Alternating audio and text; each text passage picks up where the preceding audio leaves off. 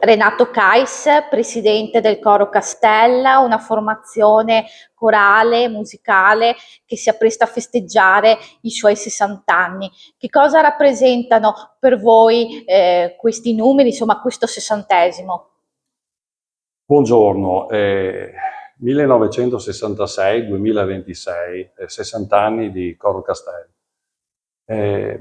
Allora, in questo momento, il mio ricordo, il mio pensiero va ai coristi fondatori, un gruppo di alpini freschi di congedo e un gruppo di appassionati della montagna iscritti al CAI che gravitavano attorno al Duomo di Conegliano, decisero di fondersi, di mettersi insieme per dare vita al Coro Castello.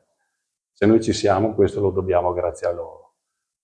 60 anni di Coro Castel, lo dicono i numeri, in più di 1300 concerti, una media di più di 21 concerti all'anno, 2 prove alla settimana per un mese, per 11 mesi sono 5280 ore di prove.